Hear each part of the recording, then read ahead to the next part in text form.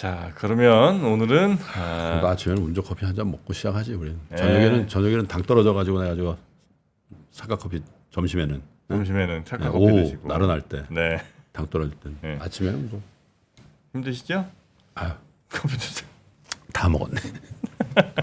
자 염동찬 네. 위원장. 어서 네, 오십시오. 안녕하세요. 네. 반갑습니다. 아주 에너지가 넘치는 제가 지금 목 상태가 좀 안 좋네요. 감기 조심하십시오. 안 좋은 게 이 정도예요. 좀 목이 잠겼는 게 내일 정도면 목이 쉴 것 같네요. 목소리 좀 신소리 나지 않나요? 오늘 다 뽑아 먹겠습니다. 네. 네, 우리나라 요즘 저평가 주식에 대한 관심이 엄청 높아지고 있지 않습니까? 난리죠. 예. 어떻게 요거는 근데 갑자기 이렇게 바람 분 이유가 뭔 거예요? 정부의 이야기 때문입니까? 뭡니까? 사실 이게 2022년 그러니까 재작년부터 정부의 방침 자체가 네. 코리아 디스카운트를 해소하겠다라고 해가지고 뭐 이렇게 업계 사람들 만나가지고 2022년에 대화도 하고 뭐 토론회도 하고 그렇게 했었어요. 네네. 이번 정부의 정책 방향성 자체가 자본시장을 선진화하겠다라는 내용을 계속 얘기하고 있거든요. 네. 그런데 작년이랑 올해 들어서랑 정책 방향성이 약간 다른 것 같아요. 작년 같은 경우에는 목표가 MSCI 선진국 들어가는 거 이거를 목표로 하는 정책들이 많이 나왔거든요. 대표적으로 이제 배당 정책을 글로벌 스탠다드에 맞추는 거 이거라든지 뭐 MSCI에서 지적했었던 외국인 등록 제도를 간소화하겠다라든지 아니면은 외환 시장을 개방하는 거라든지 이런 네. 것들이 나왔었습니다. 뭐 예를 들어서 뭐 외환 시장 개방 계획 같은 경우에도 작년에 나왔죠. 그래가지고 올해 7월부터는 이제 외환 시장이 새벽 2시까지 연장이 됩니다. 제가 듣기로는 어저께부터 이제 테스트하기 시작했다고 들었어요. 올 7월부터예요? 네, 맞습니다. 이게 계획이 있어가지고 이게 왜 그러냐면은 저희 같은 경우에는 뭐 미국 주식 살려고 하면은 저희 열려있는 시간에 환전하면 되잖아요. 주식시장 네네. 열려있는 시간에. 근데 외국인 투자자들 입장에서는 한국 시간으로 9시부터 3시 반까지만 외환시장이 오픈돼 있다 보니까 환전을 하기를 미리 못하고 이제 주식시장 열려있을 때 환전을 하는 게 불편했던 거죠. 그렇기 때문에 이번에 런던 증시가 개장돼 있는 시기까지 연장을 하고 향후의 상황을 봐가지고 24시간 거래를 하도록 하겠다라는 입장이었습니다. 어쨌든 네. 이게 7월에 되고요. 뭐 또 추가적으로 외국인들 입장에서는 공시가 한글로만 나옵니다. 지금으로는.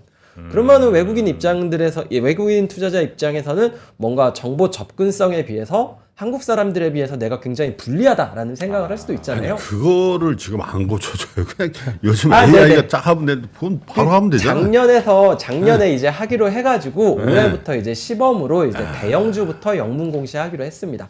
이런 것들이 뭐 이렇게 외국인 투자자들을 이렇게 유치를 해가지고 MSCI 선진국도 가고 그 다음에 코리아 디스카운트도 해소하겠다라는 입장이었습니다. 네. 올해 되면서도 비슷한 정책이 계속해서 나오는데요. 올해 나온 정책 같은 경우에는 1월 첫째 주인가 둘째 주에 나왔었던 걸로 아는데 대표적으로 공모펀드를 활성화시키겠다 이런 정책들이 나왔습니다. 어떤 거냐면은 공모펀드 지금 어떻게 가입하시냐면은 뭐 이렇게 앱으로 가입하시기도 하고 아니면은 증권회사나 은행 지점 방문하셔가지고 가입을 하잖아요. 이게 좀 불편하니까 이거를 좀 개선시키기 위해서 공모펀드도 ETF처럼 이제 상장을 시켜가지고 MTS에서 주가 보고 이렇게 가입할 수 있도록 하겠다. 이렇게 바뀌었고요. 네. 이거는 바뀐 건 아니고 추진하겠다라는 게 정부가 1월 초에 낸 정책이고요.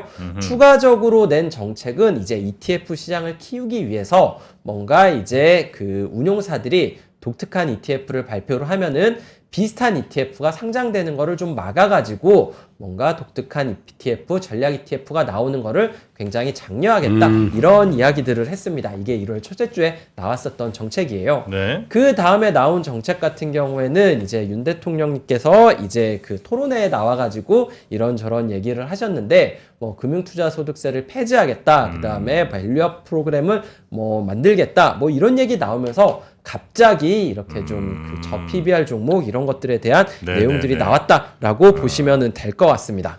그 전부터 이제 쭉 움직임은 좀 있었고 네. 이제 다만 이제 전년도까지는 그래도 이제 MSCI 들어가기 위한 이런 목적이 컸다면 지금의 이제 밸류업 프로그램 이런 거를 대통령이 얘기하면서부터 중시가 빵 거기다 또 일본이 바뀌고. 사상체육과 치니까 그 영향도 있죠. 그것도 또 사실 우리가 일본한테도 안 되냐 이게 또 그런 것 같아요. 맞습니다. 타이밍상. 저희 같은 경우에는 사실 일본에서 작년에 그 PBR 1배 미만의 기업에 대해서는 뭐 이렇게 공개 서한을 보내겠다라든지 왜 주가를 제고하기 위한 방법을 제시하라 그렇죠. 이런 내용의 공문을 발송했다라는 얘기는 사실 작년에 나왔었는데요. 예. 사실 저는 개인적으로 그거에 대해서는 야 이거는 너무 좀 개입 아닌가라는 생각을 하기는 했었어요. 네네. 근데 뭐 이거를 직접적으로 뭔가 페널티를 가하는 게 아니라 이런 기업들은 지금 PBR이 굉장히 낮고 이런 기업들 중에서 어디는 주가를 제고하기 위해서 어떠한 액션들을 취하고 있다라는 거를 공시하는 거는 나쁘지 그 정도. 근데 그게 수준이면은- 거래소 단위에서 한 거예요. 일본 동경 증시 거래소, 증권 그쵸, 거래소. 이제 사실 그게 민간 거래- 회사거든. 그쵸. 거래소 단위에서 이렇게 얘기를 하겠다라는 게 그 정책의 일부기는 하죠. 네. 일본 증시가 강세를 보인 게 사실 그거 하나뿐만은 아니지만 여러 가지 요인이 있기는 하지만 원래 뭐 이렇게 증시 상승이라는 게 어떤 하나 요인 때문에 이렇게 올라가는 건 아니잖아요. 긍정적인 요인이 부정적인 요인보다 더 많으면 올라가는 거니까 그 긍정적인 요인 중에 하나로 작용을 했다 이렇게 보시면 될 것 같고요. 한국에서도 비슷한 걸 한다라고 얘기를 하니까 좀 비슷하게 좀 저평가되어 있었던 기업들이 뭐 오버밸류까지는 아니어도 페어밸류 그 적정 가치까지만 올라가더라도 이거는 뭐 주식시장의 긍정적인 요인이 아니나 이런 기대를 할 수 있게 만든 그 내용이었던 거죠. 뭐 아시는 것처럼 코리아 디스카운트 같은 경우에는 하루 이틀 된 얘기는 아닙니다. 네네네. 제가 뭐 주식시장에 있었던 지가 지금 뭐 15년이 넘었는데 15년 전에도 코리아 디스카운트 얘기는 늘 있었어요. 한국은 항상 밸류에이션 뭐 선진국보다도 낮고 이머징보다도 낮다. 뭐 이런 얘기들 계속 나왔었습니다. 저 뭐 2008년, 9년 이때만 하더라도 코리아 디스카운트 원인 중에 하나로 꼽았었던 대표적인 게 이 한국 같은 경우에는 지정학적. 그렇죠. 남북한이 분단되어 있기 때문에 이제 해외 투자자들 눈으로 봤을 때는 저기는 뭐 휴전국이기 때문에 언제든 전쟁 날 수 있는 국가야라는 거를 우려해가지고 한국은 디스카운트를 받는다. 뭐 이런 얘기가 있었습니다. 근데 최근에 작년이죠. 작년이니까 뭐 너무 최근은 아니네요. 작년 초에 자본시장연구원에서 코리아 디스카운트의 원인은 뭐냐 이거에 대해서 이제 그 분석을 한 자료가 나왔는데요.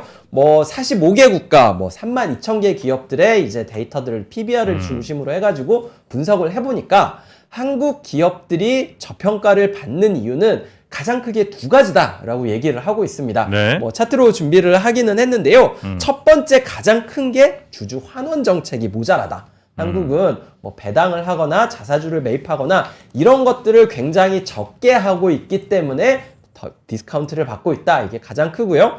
두 번째 원인은 재무적인 요인 때문이다. 한국은 ROE가 너무 낮다. 성장성이라든지 ROE가 낮기 때문에 밸류에이션을 그만큼 낮게 받고 있다. 이렇게 분석을 하고 있습니다. 저희가 전통적으로 많이 생각했었던 지정학적 우려 이런 것 같은 경우에는 사실 생각보다 강하게 코리아 디스카운트의 원인은 아니었다라고 분석을 하고 있습니다. 그렇기 때문에 저는요.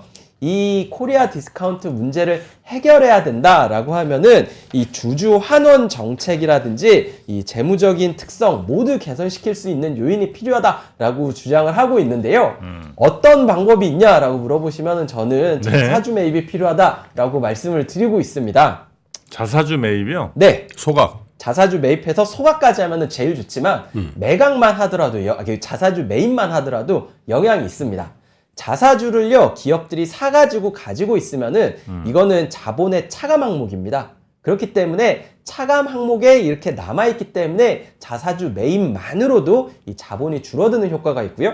자본이 줄어들면은 ROE가 높아지는 효과가 있잖아요. 그렇기 때문에 주주 환원, ROE, 아까 말씀드렸었던 이 낮은 주주 환원과 재무적 특성이라는 코리아 디스카운트 원인을 모두 해결을 할 수 있는 요인이 되는 거죠. 회사가 예를 들어서 네. 그 시중에 있는 주식 중에 100만 주를 사들여요. 네. 그럼 그만큼은 회사 자본이 아닌 거예요, 이거는? 그렇죠. 이렇게 숫자로는 이제 네. 그만큼을 차감을 합니다. 이제 뭐 차감을 한다. 네, 자본 총계가 뭐 네. 이렇게 2억 원이라고 해볼게요. 네. 그런데 이제 자사주를 매입을 해가지고 뭐 한 1,000억 원 정도 이렇게 가져왔다라고 하면은 재무제표에 마이너스 1,000억 원으로 잡힙니다. 그래가지고 자본 총계가 1.9조 원으로 잡히는 거죠.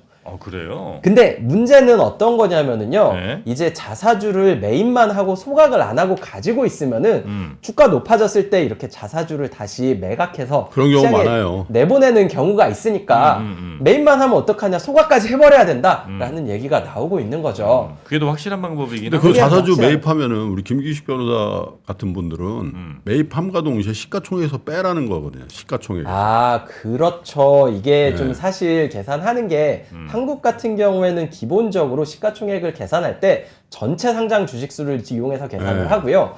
그 다음에 미국 같은 경우에는 뭐 S&P 500도 그렇고 MSCI 코리아도 그런데 네. 유동 시가총액을 기준으로 하는 경우가 많습니다. 유동 시가총액이라는 거는 전체 시가총액에서 대주주 지분을 빼버리고 그 다음에 자사주도 빼고 우리사주도 빼고 뭐 락업 물량 같은 경우에도 빼고 이 나머지를 시가총액으로 계산하는 방법인데 한국과 미국은 그러다 보니까 좀 시가총액 계산하는 데서 좀 차이가 있죠.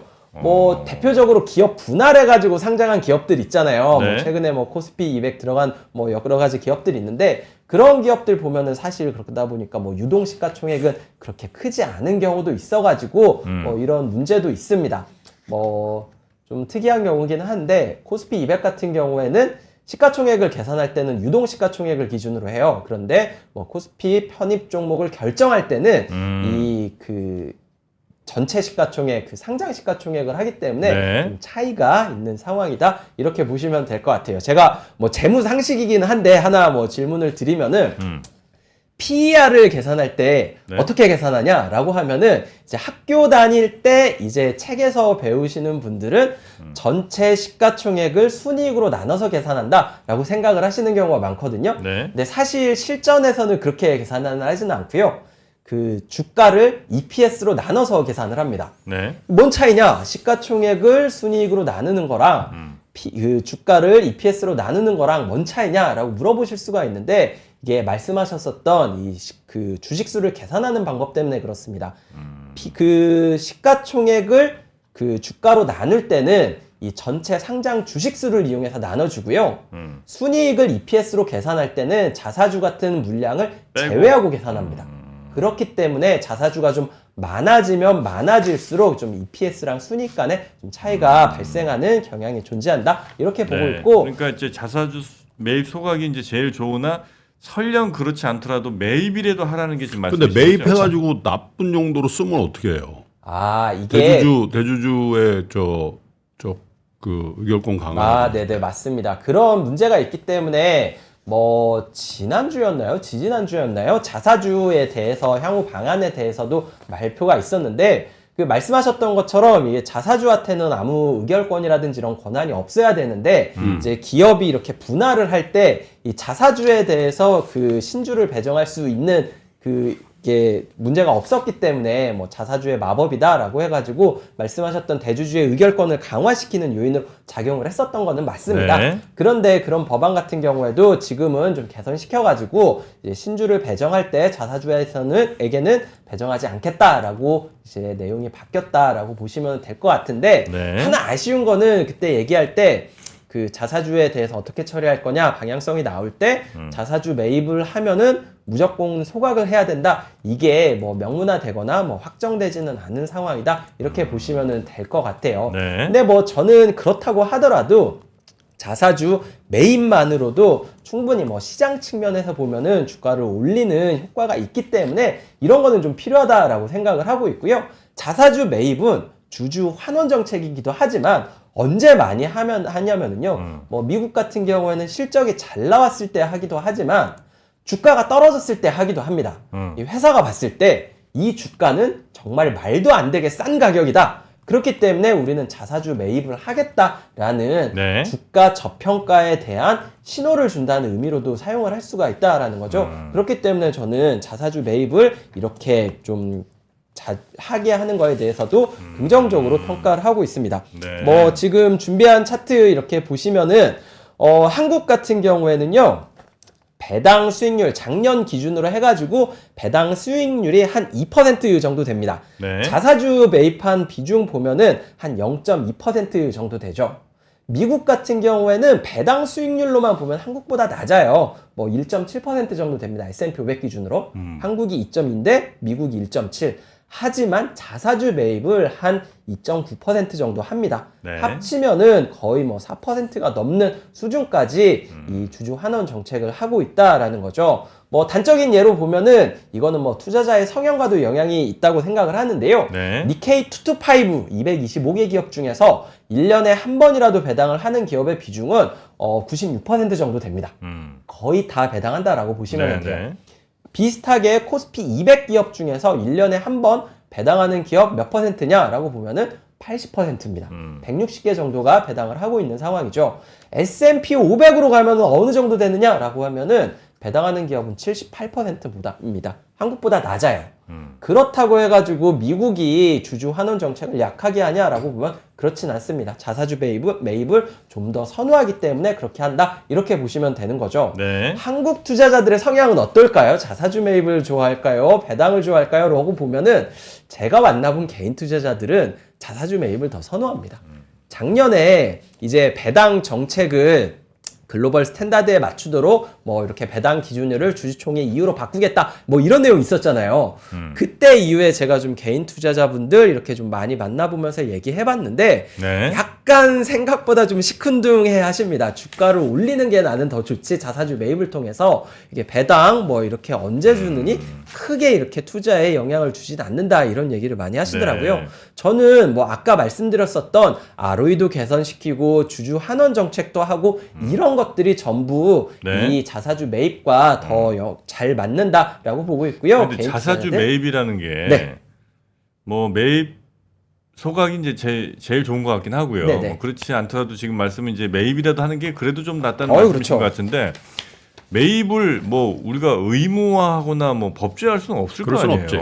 그렇죠. 그거를 의무화할 수는 없는데요. 그럼 아까 이거 의미 없는 얘기 아니에요? 말씀드렸던 네. 게 이제 PBR 1배 미만인 기업들에 대해서 네. 어떤 행동을 할지에 대해서 요구를 할 수는 있고 네. 그다음에 정부에서 얘기하는 거는 공개 서한을 통해서 어떻게 주주가치 제고를 할 거냐라고 물어볼 수 있다라는 거잖아요. 자사주를 매각을 하면은 이제 자본총계가 매입. 자사주를 매입을 하면은 네. 그 자본총계가 줄어들기 때문에 PBR 자체가 늘어납니다. 주가가 하나도 반응을 안 해요. 아니 근데 그거는 또 착시 효과를 불러일으킬 수 있죠. 그렇죠. 그렇기 때문에 소각까지 하는 게 제일 좋은 거죠. 소각 안 하고 나중에 팔면 그러면 PBR이 혼동이 돼가지고 샀는데 팔아버리면 당하는 거잖아요. 그러니까 제가 볼 때는 매입만 해서는 안 되고 매입할 때 이건 소각한다라고 꼬리표 달아야 된다는 거죠. 네, 맞아요. 그리고 소각이 어느 정도 필요하다고 생각하고요. 말씀하셨던 내용을 정부에서도 인식을 하고 있는지 네. 자사주를 보유하고 있는 비중을 제한을 하겠다라고 하고 있기 때문에 이게 착시 효과를 위해서 PBR 이렇게 올리기 위해서 잠깐 자사주 가지고 있다가 이렇게 파는 거 이거는 좀 안 될 것 같고 매입을 하면서 일정량은 소각을 하는 게 당연히 나올 수밖에 없는 상황이기는 합니다. 근데 또 이게 제가 자사주 매입이 더 필요하다라고 주장을 하는 이유 중에 하나가 정부에서 세법 측면에서 금융투자소득세를 폐지하겠다라는 입장을 전했잖아요. 네. 금융투자소득세 폐지와 사실 자사주 매입이 좀 잘 궤가 맞는 정책이라는 거죠. 왜요? 투자자 입장에서는 이제 배당을 받으면은요, 네. 배당소득세를 내고 남은 걸 받아야 돼요.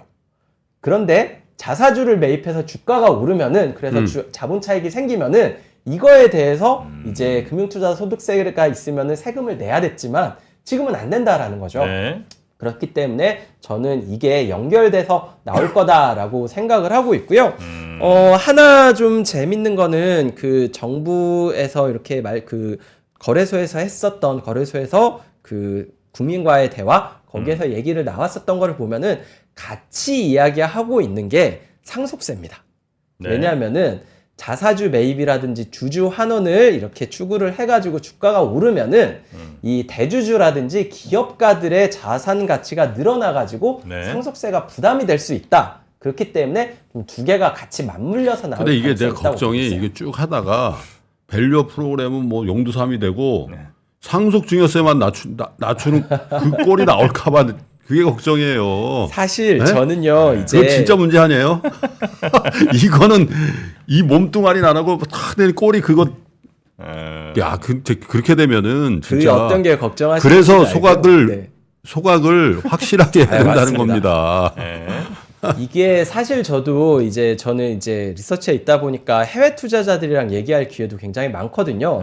근데 한 3주 동안 정말 질문을 많이 받았어요. 이제 그 밸류업 프로그램이라든지 코리아 디스카운트 해소를 위한 정책들이 얼마나 이어질 것 같냐라는 거에 대해서 얘기를 하면서 가장 걱정하는 게 어떤 거냐면은 이 정책이 4월 이후에 총선 끝나고 5월에도 이어질 거라고 생각하느냐라는 질문을 굉장히 많이 하시거든요. 지금 2달 남았어요. 외- 2달. 그렇죠. 외국인 투자자들 입장에서는 이게 2달짜리 이슈냐 아니면 장기적인 이슈냐 이거에 대해서 굉장히 많이 궁금해 그러니까 하시거든요. 제가 생각할 땐 이제 시간이 없어서 정리해주면 일단 상법 개정 그거부터 하고 그렇죠. 이게 제일 중요해요.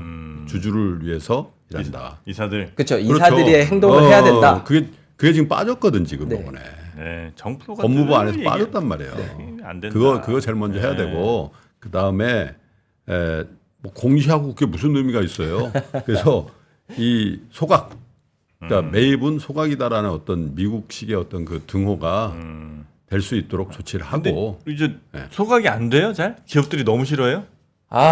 이게 사실 그 현실을 아마 지금 보시니까 자꾸 이제 매입이라도 해라는 말씀하시는 것 같아서. 소각으로 가는 게 제일 좋죠. 근데, 말씀하셨던 것처럼 이제 가지고 있는 비중에 대해서도 그러다 보니까 계속 네. 공시를 하라라고도 뭐 이렇게 자사주에 대해서 같이 나오고 있는데 네? 소각하는 비율이 생각만큼 그렇게 많지는 그러니까 않습니다. 기업들이 그걸 싫어한다는 거죠? 그럴 수밖에 없는 게요. 이거를 결국에는 가지고 있는 일종의 카드로 가지고 있다가 기업들 입장에서 보면은 이게 내가 봐도 우리 회사 주식 싸잖아요. 그때 매입했다가 나중에 주가 오른 것 같을 때 이렇게 매도하면은 이것도 이제 일종의 이게 투자? 자본 잉여금처럼 이렇게 자본에 쌓이는 거니까 그런 걸로 쓰는 것도 없잖아 있는 것 같아요. 근데 사실 개인 투자자들 입장에서는 근데 주가 이미 오른 마당에서 하는 거는 뭐 이렇게 어느 정도 납득을 하는데 네. 주가 떨어져 있으면은 네. 차사주 매입이라도 해라. PBR 0.2배, 0.3배 가만히 있지 않고 말고 이 기업을 운영하는 자들이 주주 환원 측면에서 액션이라도 취해야 되지 않느냐라는 얘기는 말씀을 드리고 있습니다.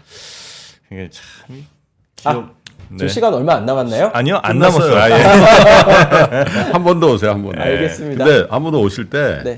아까 그 패키지 있잖아요. 네. 패키지의 우선순위를 좀 정해갖고 좀 아마 이번 달 말 정도면은 좀 실체가 나올 것 같고요. 네. 그 실체가 나오는 것 따라서 아까 그러니까. 상법 개정 얘기하셨는데 네, 네. 뭐 연말에 있는 올해 하반기에 있는 상법 개정안이라든지 자본시장법에 그래요. 반영하는 알겠습니다. 방안도 이렇게 나올 것 같습니다. 네. 오늘 목감기 안 걸렸으면 큰일 날 뻔했습니다. 자, 오늘 함께 해주신 한국투자증권 염동찬 연구위원이었습니다. 고맙습니다. 네, 감사합니다. 네. 자, 오늘 그러면 또 장이 시작될 텐데요. 예, 우리 염승환 이사와 함께 오프닝 벨 라이브도 함께 쭉 시청해 주시고요. 그러겠습니다. 저희는 내일 아침 다시 찾아뵙겠습니다. 저는 내일 하루 좀 결석하고요. 네네. 네, 명절 끝나면 우리 정프로가 또 가족 그 상봉이 있어서 네네네. 제가 하고 이렇게 좀 하겠습니다. 알겠습니다. 양해 좀 부탁드리겠습니다. 네, 저희는 내일 뵙겠습니다. 함께 해주신 여러분 고맙습니다. 장 시작 전부터 종료까지 쏟아지는 수많은 뉴스와 정보들. 이 중에서 어떤 것이 투자에 정말 도움이 되는 정보일까요? 3프로의 증시 셔터맨 박근영 마스터가 직접 정보를 선별하고 투자의 힌트를 드립니다. 시간도 아끼고 투자 아이디어도 얻는 시간, 박근영 부장의 마켓 힌트와 함께 하세요. 자세한 사항은 3프로 TV 앱과 홈페이지를 확인하세요.